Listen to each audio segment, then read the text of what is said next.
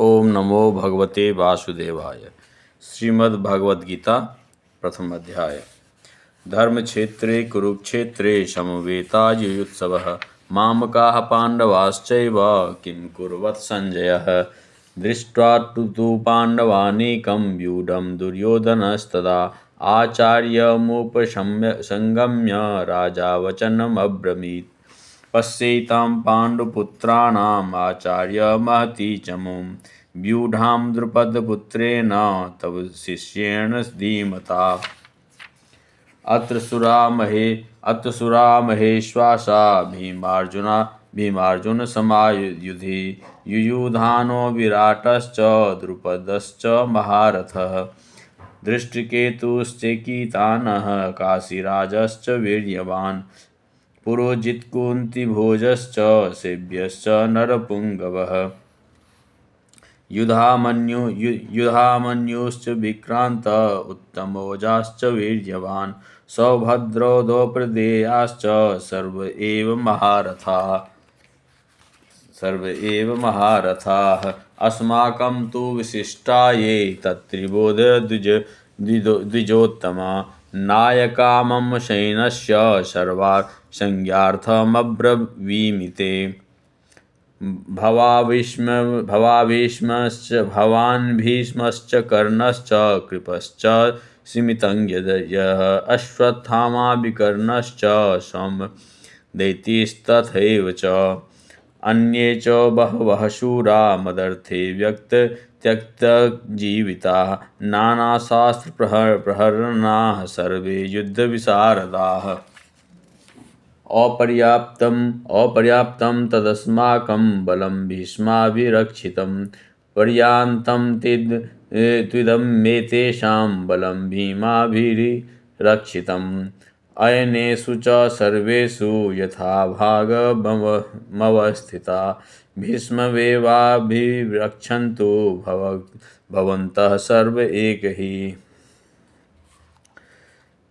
तस्य सञ्जनस्य हर्षः कुरुववृद्धः पितामहः सिंहनादं विनद्योश्चं शङ्खं दद्मौ प्रतापवान्।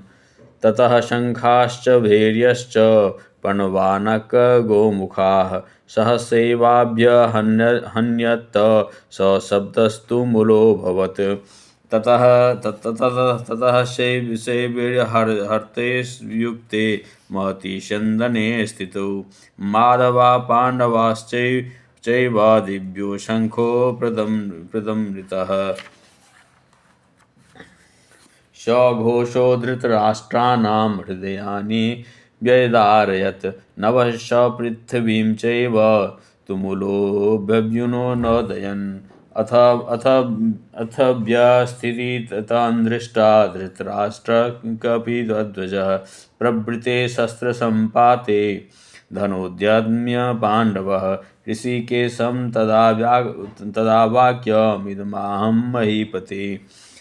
सेनयोरुभयोर्मध्ये रथं स्थापयाम्यच्युत यावदेतन्निरीक्षेऽहं युद्धकामानवस्थितान्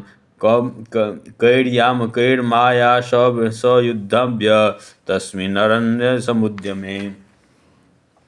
युत्यस्य नानवक्षेऽहं य एते समागताः धृतराष्ट्रस्य दुर्बुद्धियुधे प्रियचिकीर्षः।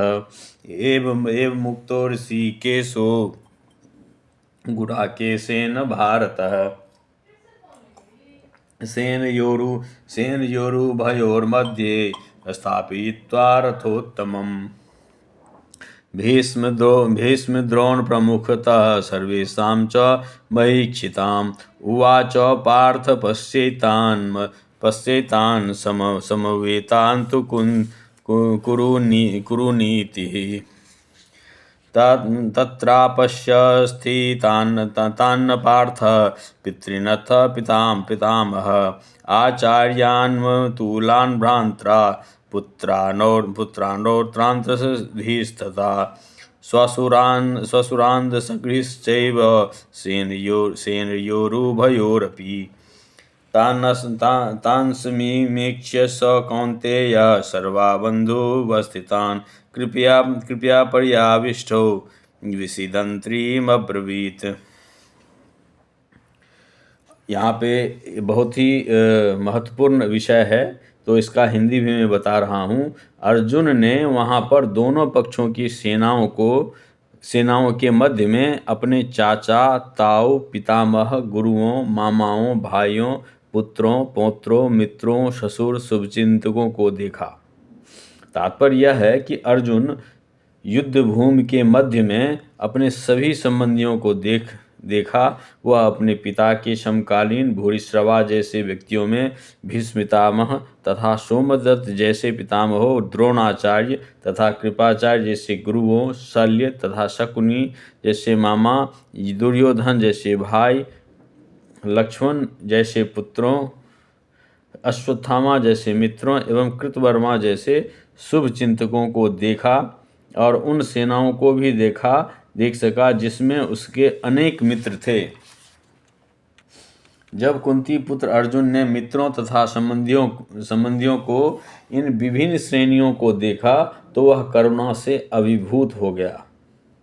अर्जुन ने कहा, दृष्टवेमं स्वजनं कृष्ण युयुत्सं समुपस्थितं सीदन्ति मम गत्राणि मुखं च परिशुष्यति। अर्जुन ने कहा, हे कृष्ण, इस प्रकार युद्ध की इच्छा रखने वाले अपने मित्रों तथा संबंधियों को अपने समक्ष उपस्थित देखकर मेरे शरीर के अंग कांप रहे हैं और मेरा मुंह सूखा जा रहा है। वेपयुश्च शरीरे मे रोमहर्षश्च जायते गांडीवं संसते हस्त्वास्त्वैकपरिद्यते। मेरा सारा शरीर कांप रहा है, मेरे रोंगटे खड़े हो रहे हैं। इनको देखकर मेरा गांडीव धनुष मेरे हाथ से सरक रहा है और मेरी त्वचा जल रही है। शरीर में दो प्रकार का कंपन होता है, एक रोंगटे भी दो प्रकार से खड़े होते हैं। ऐसा या तो आध्यात्मिक या परमानंद के समय या भौतिक परिस्थितियों में अत्यधिक भय उत्पन्न होने पर होता है। दिव्य साक्षात्कार में कोई भय नहीं होता। इस अवस्था में अर्जुन के जो लक्षण हैं वह भौतिक अर्थात जीवन की हानि के कारण हैं। न च शक्योऽनवस्थातुं भ्रमतीव च मे मनः निमित्तानि च पश्यामि विपरीतानि केशवः। मैं यहाँ अब और अधिक खड़ा रहने में असमर्थ हूँ, यह अर्जुन ने कहा कृष्ण से। मैं अपने को भूल रहा हूँ और मेरा सिर चकरा रहा है। हे कृष्ण, मुझे तो केवल अमंगल के कारण ही दिख रहे हैं। न च श्रेयो वपुमपुष्यानि हत्वा स्वजने महाहवे न कांक्षे विजयं कृष्ण न च राज्यं सुखानि च। हे कृष्ण, इस युद्ध में अपने ही स्वजनों का वध करने से न तो मुझे कोई अच्छाई दिखती है और न मैं उससे किसी प्रकार की विजय, राज या सुख की इच्छा रखता हूँ। यह जाने बिना कि मनुष्य का स्वार्थ विष्णु या कृष्ण में है, सारे बुद्धिजीवी शारीरिक संबंध के प्रति यह सोचकर आकर्षित होते हैं कि वे ऐसी परिस्थिति में प्रसन्न रहेंगे। ऐसी देहात्म बुद्धि के कारण वे भौतिक सुख के कारण को भी भूल जाते हैं। अर्जुन तो क्षत्रिय का नैतिक धर्म भी भूल गया था। कहा जाता है कि दो प्रकार के मनुष्य परम शक्तिशाली तथा जाज्वल्यमान सूर्यमंडल में प्रवेश करने के योग्य होते हैं।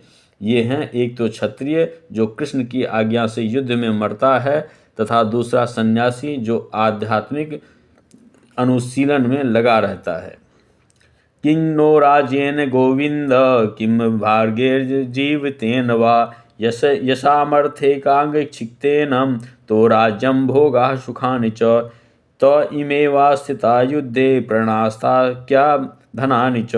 आचार्यः पितरः पुत्रास्तेव च पितामहा मातुलाः श्वशुराः पौत्राः शालाः सम्बन्धिनस्तथा एतान्न हन्तुमिच्छामि धन्तोऽपि मधुसूदनः अपि त्रैलोक्यराजस्य हेतोः किं नु मही कृते निहत्य